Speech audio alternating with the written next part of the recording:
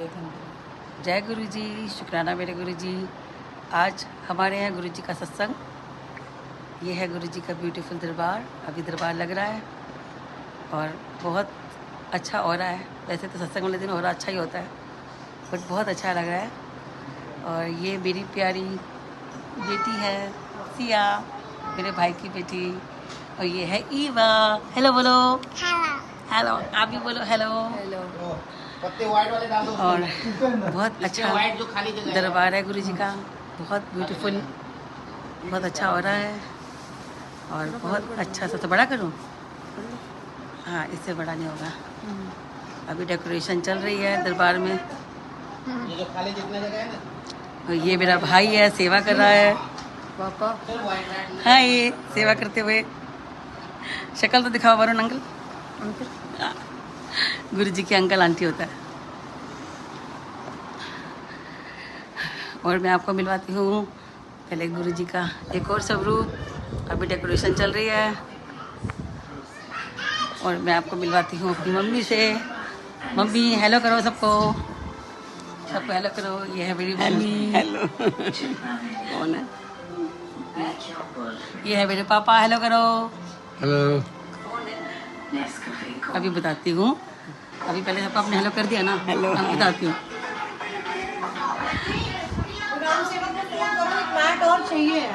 और अब थोड़ी देर बाद हमारा सत्संग शुरू हो जाएगा। 5 बजे का टाइम है। और गुरुजी बहुत सारी ब्लेसिंग्स लेके आ रहे हैं। और अभी सेवा चल रही है। मिलते हैं थोड़ी देर बाद। बाय। बहुत ब्यूटीफुल दरबार डेकोरेशन हो चुकी है। और ये गुरुजी के बहुत ब्यूटीफुल सिंपल सी रंगोली, बट बहुत ब्यूटीफुल, बहुत अच्छा लग रहा है गुरुजी का दरबार। आंटी के साथ, आंटी का बैग छोड़ दियो। वो आप भी तैयार होने चले जाओ वरुण अंकल। ये मीनू आंटी। जय गुरु जी, शुक्राना गुरु जी। ये है मेरी सिस्टर शालू। हाय करो। अभी पूछा नहीं कोई।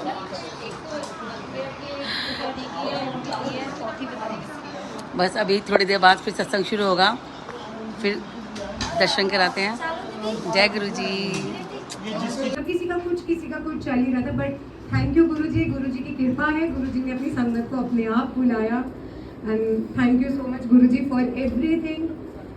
Thank you. जय गुरु जी। बुलाते गुरु जी है, हम लोग सिर्फ मैसेज दे सकते हैं, बट गुरु जी के हुक्म के बिना कोई भी नहीं आता। जैसे गर्वित अंकल गुरु जी का ब्लेस्ड सन है और आज वो नहीं आया। ये नहीं कि गुरु जी ने उसको ब्लेस नहीं किया, वो घर बैठे बैठे बहुत ब्लेस बचा है। क्योंकि इतना अच्छा मैसेज मुझे गुरु जी का मॉर्निंग में आया। बहुत अच्छा मैसेज था वो, कि हम सब लोग मोबाइल में लगे रहते हैं। मतलब कहते हैं ना, घोर कलयुग चल रहा है कि हम लोग सब मोबाइल टीवी में बिजी रहते हैं। बट एक ऐसा बच्चा जो 19 साल का 19 ईयर्स का बच्चा है मेरा, और वो 6 महीने का था तब से लेकर आज 19 साल का हो गया। वो फोन पे सिर्फ शब्द सुनता है, सोता है तो शब्द सुनता है, उठता है तो शब्द सुनता है, टीवी में भी शब्द चलते हैं, और या फिर एक तारक मेहता, उसके अलावा कुछ चलता ही नहीं। तो मैं हम कह रहे थे कितने मतलब भाग्यशाली हूँ मैं कि मुझे इतना अच्छा बच्चा गुरुजी ने ब्लेस किया।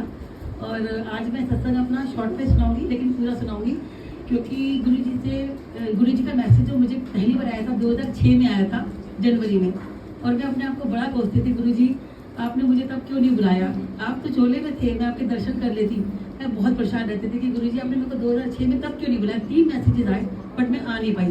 तो A42 वाली आरती कपूर आती थी गुरुजी के टाइम की, वो मुझे बार बार कहती थी कि तू बाबा ये दुख क्यों करती है कि गुरुजी ने मुझे चोले में नहीं बुलाया। मैं कहा नहीं आंटी, जो उनके लाइव दर्शन करने का मजा आता है ना, वो मैंने मिस किया। मतलब मैं कितनी अनलकी हूँ कि मैं उनसे मिल नहीं पाई। 3 बार उनका मैसेज आया। गुरुजी के मैसेज 3 बार आते हैं। जब वो चोले में थे 3 बार आए, जब वो चोला छोड़ गए तो 3 बार आए। चोला छोड़ने के बाद तीसरे मैसेज में मैं चली गई थी। तो आंटी ने बोला कि नहीं, तुम फिर भी बहुत लकी हो कि 6 महीने का बच्चा आपका था जब वो गुरुजी से कनेक्टेड था। तो मतलब गुरुजी से तुम तब से क्या उससे पहले से कनेक्शन है तुम्हारा। तो 2010 या 11 में गुरुजी से जुड़ी थी मैं, और जिस साल जुड़ी थी 10 महीने के बाद सत्संग शुरू हो गए हमारे घर में। तो मतलब कितनी बड़ी कृपा है गुरुजी की कि जुड़ते ही गुरुजी ने सेवा बख्शी, क्योंकि सेवा भी उसी को मिलती है जिसको गुरुजी को देना चाहते हैं। तो पता नहीं गुरुजी ने मुझे कितनी दातें बख्शनी थी, मुझे इतने अच्छे मुझे बच्चे गुरुजी ने ब्लेस किए। मेरी बेटी की शादी लास्ट ईयर हुई थी, और इस साल मैं जनवरी एंड में दुबई गई थी।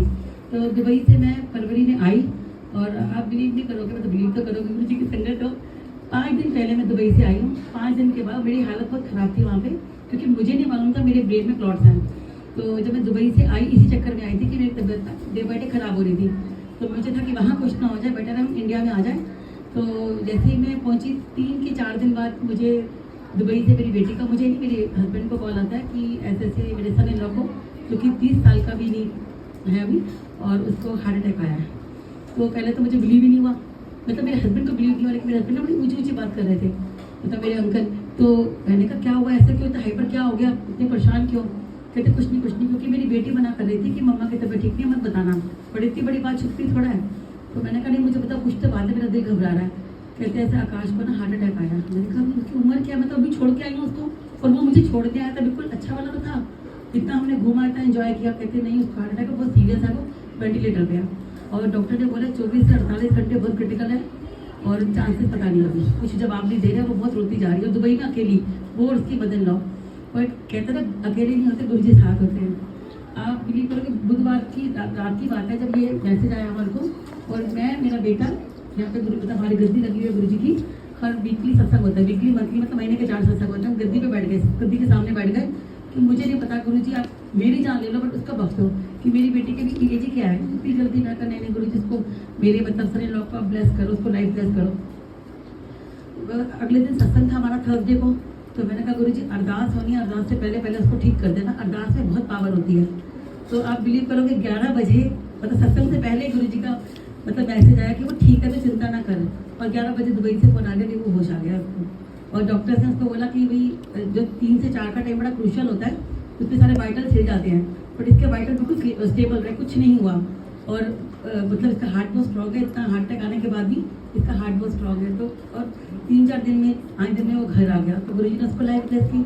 उसके बाद जब मैंने अपना टेस्ट कराया, क्योंकि उसके बाद मैंने टेस्ट कराया था, तो ऐसे मेरे ब्रेन में क्लॉट्स निकले थे, और मेरी भी एंजियोग्राफी हुई थी, बट क्लियर आई थी। गुरु जी ने कुछ नहीं होने दिया, क्योंकि सबने कहा कि अब जा रहे हो तो पक्का स्टंट डलवा के आओगे, क्योंकि आजकल बड़ा बदनाम है हॉस्पिटल की, वहाँ से भी खाली नहीं आता, स्टंट डलवा के आता है। बट गुरु जी की लीला, कुछ नहीं होने दिया। हाँ बाद में जरूर आया क्लॉट्स, लेकिन गुरु जी की वो भी कृपा है, गुरु जी अभी तक बहुत अच्छे से फिट रख रहे हैं। उसके बाद चलते मेरे हस्बैंड को अभी 1.5-2 महीने पहले उनको अटैक आया। ऐसे मंगलवार को सत्संग था हमारा मंथली वाला, अंकल सेवा करके रात को लंगर कर रहे थे, लंगर करते करते खाना खाते खाते फेंट हो गए। और हम लोग परेशान एकदम क्या हो गया, हॉस्पिटल लेके चले, कोई था भी नहीं, मेरी बेटी और मैं अकेले थे। उनको बहुत बोला कि जब वो होश में आए कि चलो चलो हॉस्पिटल चलो, पता नहीं मुझे घबराहट हो रही है। कहते कुछ भी नहीं, ठीक हूँ मैं, खाना चौक हो गया था, बाबा ये बोले जाए। मैं कहा नहीं आप चलो, मुझे पता नहीं क्यों दिल घबरा रहा है। अगले दिन डॉक्टर के पास गए तो ECG बहुत खराब आई। डॉक्टर ने कहा मे भी अटैक आया है, आप ना इनको एडमिट कराओ, और ऐसे जान को खतरा होता है। रात तो निकल गई, पता नहीं आगे की रात कैसे होगी। बट मेरे अंकल नहीं माने, क्योंकि अब रात को गए थे दिखाने अगले दिन। तो कहते नहीं मैं सुबह जाऊँगा, मेरी बेटी की तब नाइट शिफ्ट थी और घर में कोई है नहीं, तो मैं से बेटे को छोड़ के नहीं जाऊँगा। अगले दिन हम गए, एंजियोग्राफी कराई, एंजियोग्राफी की रिपोर्ट ठीक आई, लेकिन अटैक आया था कि यहाँ पे जो वेन होती है ना, यहाँ वाली वेन ब्लॉक थी। बट गुरु जी का शुक्राना, गुरु जी ने